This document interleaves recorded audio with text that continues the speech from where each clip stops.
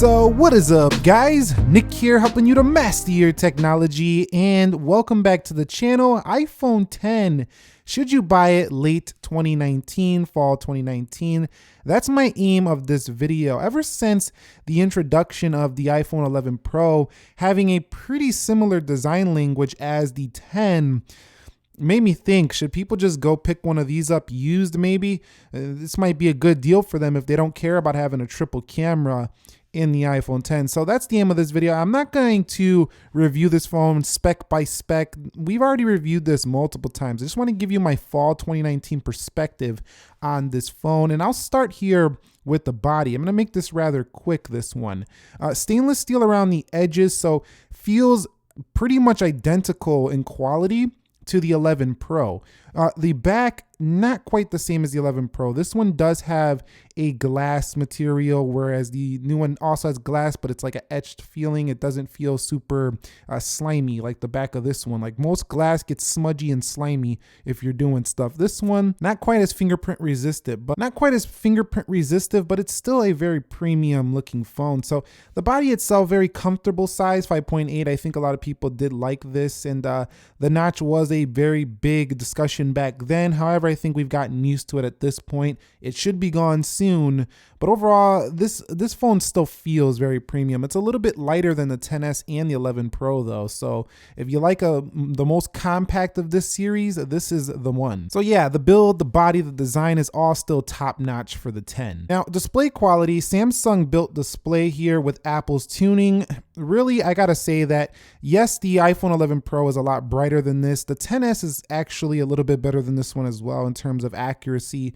but I gotta say that this display still has True Tone, it still has dark mode, it still has night shift, and I'm gonna tell you right now, unless you're into tech, you pay attention to stuff like that, most people are not going to know the difference between this and any other iPhone on the market. At the end of the day, this display is plenty sharp still. It's great to watch video on because it's an OLED display. Media looks fantastic. It still has 3D touch, which is something you don't find on the newer phone. It has haptic press on the newer phone. So iPhone 10, I still think, offers up an extremely good display for, if you can find this thing on a good deal. Now, should you buy this still in terms of Face ID? And the answer to that question is yes. It did get improved on the newer phones, but the iPhone 10 still does have a pretty fast face unlock. It's not that bad, to be honest. And it authenticates with all the applications. And because this phone's been out for a while, there's a lot more applications now that do authenticate with this phone. Now, software quality, we are talking about iOS 13.1.1 on here,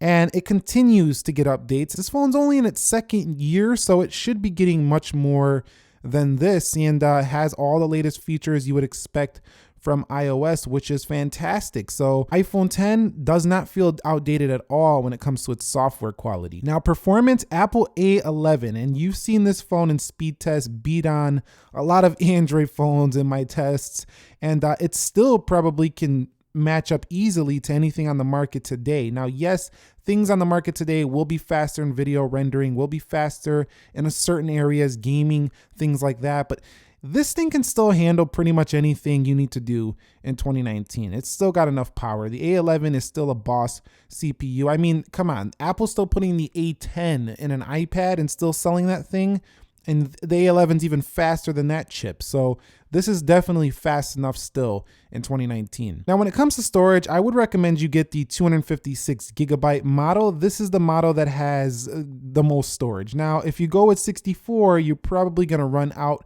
of space eventually, but Apple did improve camera efficiency when it comes to the way that you do store your photos. So this storage for 64 gigs actually lasts longer than maybe 64 gigs on a competing Android phone, for example, and that's due to this high efficiency format here in the iPhone 10. That brings me on to cameras, and here is where you really have to decide, can you live with the older camera? Because while it's still a fantastic camera, it still does 4K 60 frames a second video. It doesn't have the same dynamic range. It doesn't have those smart HDR features like the newer phones. So you're gonna see a lot more shadows. The exposure is gonna come in and out a little bit more. Your face might not look quite as clear on the front facing camera as it's not as sharp. The video is not gonna look as sharp. And I say this like it's a bad camera, but it's not a bad camera. It's a really good phone camera, but in 2019, it just does not stack up to the newer phones. They will just crush this phone in terms of photo and camera quality, but still the camera quality is definitely still up there. The best way I could put this is if I put it on a scale of 1 to 10. The camera on this phone is probably like a 7 right now, whereas the new phones are of course a 10. You do have to keep that in mind. Camera is something you're taking a sacrifice with if you go with the iPhone 10 right now. One thing you're not stepping back on though is audio. Design is kind of a mashup between the iPhone 10 series of phones as well as the iPhone 8 and 8 Plus series of devices with a The audio sounds just fine, and the video looks fantastic here. Barely any chin on this phone. Yes, the notch is there, but still, the video looks great you do have now support for wireless charging if you're coming on this display. So no headphone jack, of course, but the audio quality that comes out of the iPhone 10 is still very good. Have no complaints there. Now, when it comes to battery health, if you're gonna find one of these secondhand, make sure that you look at the capacity and that it's not super low on your device, because that could be something that could hurt the battery life. But the actual battery life of the 10 was never super impressive, but it didn't disappoint me. And what I mean by that is that I could get through a day on the 10 with medium usage. If I was really going heavy on it, super high brightness, playing games, downloading stuff, I could deplete it by 8-9 o'clock p.m. Whereas the new phones are much better and superior in battery life. The 11 Pros are. But the 10 is still, I think, a day phone for most people. Standby drain is very good as well. iOS is always good at standby. So no battery creeping, no drain when it comes to the standby performance. I think the battery life is still acceptable if you get this on a deal. When it comes to phone call quality, it's just fine, but the reception wasn't always the best here for the iPhone 10. So I wouldn't buy this if that's the main thing you want to do on your phone. Actually, I think that Samsung phones, LG phones have better reception than this iPhone right here. So overall, is the iPhone 10 right now a buy late 2019 from the perspective of there's an iPhone 11 out, there's an iPhone 11 Pro out, there's a 10R, and I think this is a skip right now. I would actually wait for the iPhone 10. If you were thinking about buying an iPhone 10, just wait a few months to see if this thing comes down. Because right now I'm seeing this phone in the 5s, the 6s. Some people are even selling it at like 700. I don't know what they're thinking. I don't know what they're on, whatever. But like this phone is not worth that money. If you can snag one of these in the 3s, the 4s, maybe somebody sells it to you in the 2s even. If you can find it in those lower tier prices under 500, this is a good deal. But anything above that, there's better deals, including the 10R.